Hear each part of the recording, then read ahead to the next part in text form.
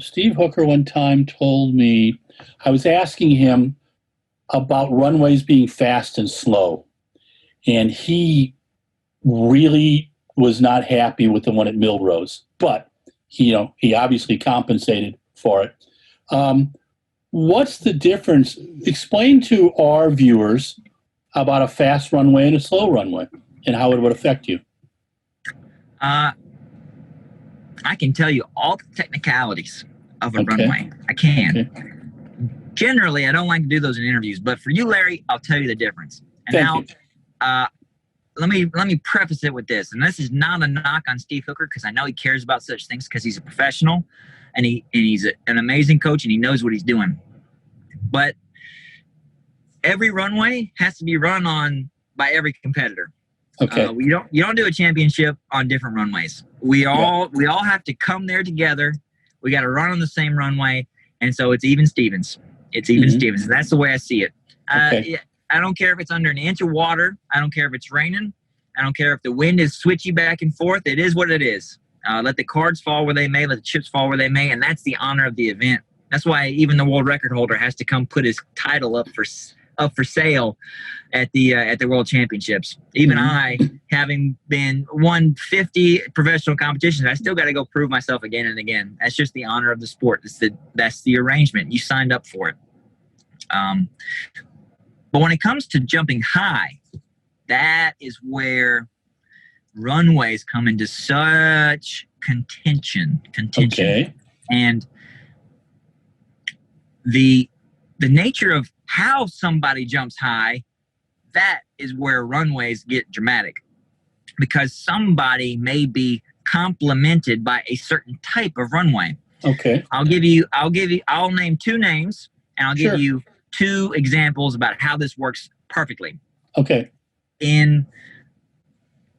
Among 6 meter jumpers, I'm going to use myself and a guy, Piotr Lisek, as the examples. Piotr, on a raised runway, this means a runway that is built up like a stage or a platform. Got it. Okay. Yeah. The understructure of that runway can be made out of aluminum. It can be made out of steel. It can have layers of plywood. It can have layers of steel underneath it. And it's always got rubber either rolled out on top or glued down on top. Okay. These factors determine the harmonics of the runway.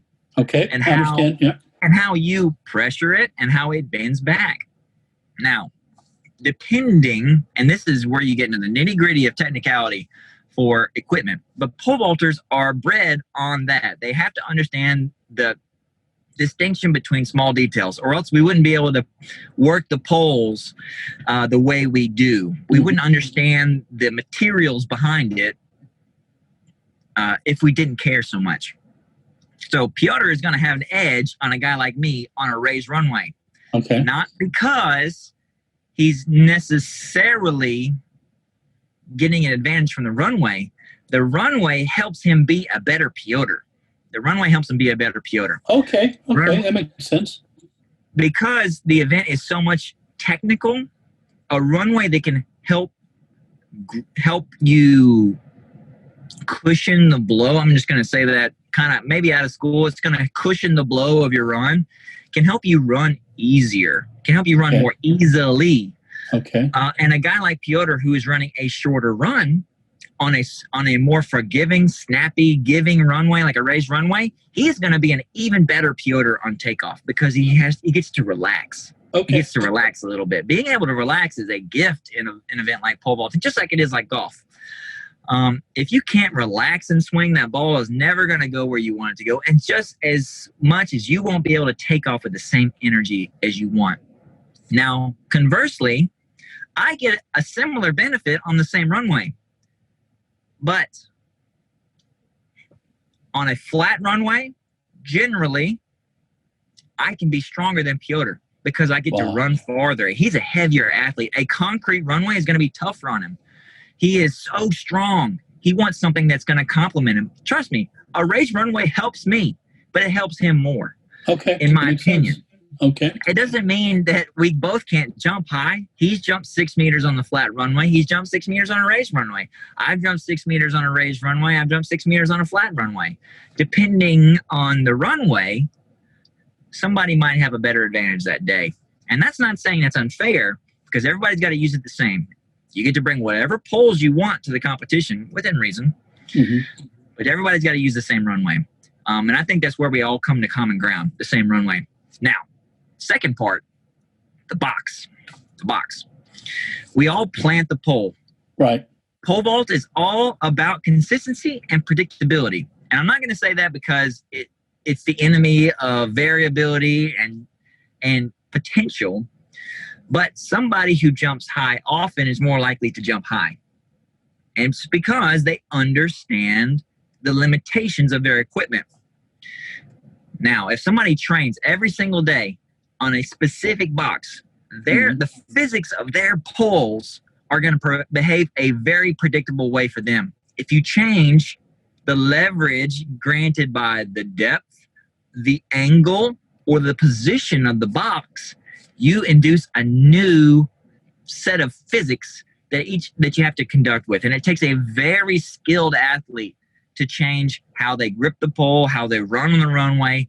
And that is where the nuance of professional pole vaulting comes into play, because you don't know when you never get home field advantage. Almost never get home field advantage. I've never competed for a championship at Oxford High School. If I could, I'd win every time, just because nobody can hang with me. I don't know. Mondo might be able to beat me these days, but just because I have so many thousands of more jumps on that box, it's almost hard for him, if he came in cold turkey, to get over that experience level that I have.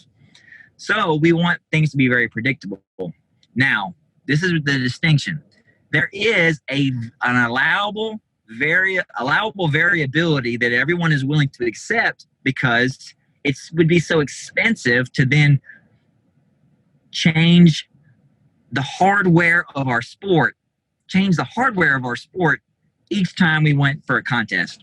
Okay. And so we accept a little bit of variability. But when we go to a championship, we want it to be exactly as the rules say.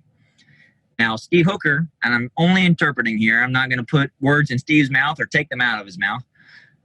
When he's describing a runway at Millrose, he might have said that the box may have been shallow, or the runway may have been short, or the runway may have been too hard. Yeah. Those things can negatively impact how a guy like Steve jumps. And so it might feel to him, and it's certainly true, it certainly could be handicapped by that. So, and I'll give you a great connector of those two items: the runway, the box, and the athlete. Okay. To jump on a longer pole, you have to have more speed and more ability to, and I'm saying this generally, people are going to bite my head off in the comments if you post this on Facebook or something. Okay. Generally, they have to get more things right more of the time to jump on a longer pole. And so that consistency gets harder and harder to attain.